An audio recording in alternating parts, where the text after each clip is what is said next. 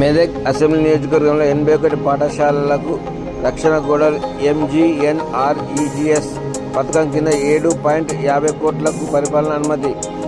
మెదక్ నియోజకవర్గంలోని ప్రభుత్వ పాఠశాల విద్యార్థుల భద్రతను మెరుగుపరిచే లక్ష్యంతో 81 పాఠశాలలకు రక్షణ గోడల నిర్మాణానికి ఎంజీఎన్ఆర్ఈజీఎస్ నిధుల కింద 7,50,00,000 పరిపాలన అనుమతి మంజూరైనట్లు మెదక్ ఎమ్మెల్యే డాక్టర్ మన్నెంపల్లి రవిరావు విడుదల చేసిన ప్రకటనలో తెలిపారు.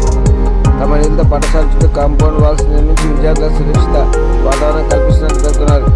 విద్యా మౌలిక వసతుల అభివృద్ధికి తమ ప్రభుత్వం ప్రాధాన్యత ఇస్తుందని, ఉపాధి హామీ పథకం ద్వారా గ్రామీణ ప్రాంతాల అభివృద్ధి పనులతో పాటు స్కూళ్లకు ఉపాధి అవకాశాలు కూడా కల్పిస్తున్నామని ఎమ్మెల్యే చెప్పారు.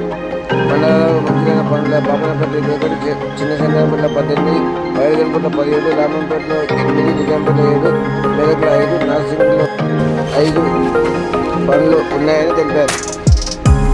పాఠశాలలో భద్రతా వసతులు మెరుగుపరిచిన విద్యార్థులకు ప్రయోజనం కలుగుతుందని, ఈ నిర్ణయాన్ని ఉపాధ్యాయులు తల్లిదండ్రులు స్వాగతిస్తున్నట్లు ఎమ్మెల్యే మన్నెంపల్లి రవిరావు పేర్కొన్నారు. మెదక్ అసెంబ్లీ నియోజకవర్గంలో 81 పాఠశాలలకు రక్షణ గోడలు ఎంజీఎన్ఆర్ఈజీఎస్ పథకం కింద 7.50 కోట్లకు పరిపాలన అనుమతి.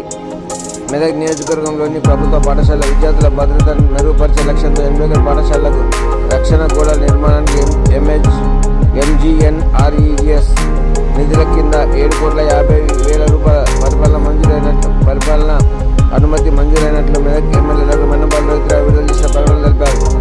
తమ నిధులతో పాఠశాల చుట్టూ కాంపౌండ్ వాల్స్ నిర్మించి విద్యార్థులకు సురక్షిత వాతావరణం కల్పిస్తున్నట్లు పేర్కొన్నారు.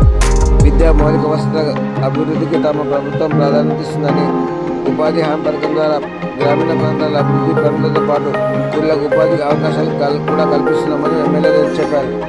మండలాల్లో మంత్రులైన పనుల బాపనపల్లి 1, చిన్న శంకరంపేట 18, వైరగంపేట 17, రామంపేటలో 8, నిజాంపేట 7, మెదక్లో 5, నార్సింగ్లో 5 పనులు ఉన్నాయని తెలిపారు. పాఠశాలలో భద్రతా వసతులు మెరుగుపరిచిన విద్యార్థులకు ప్రయోజనం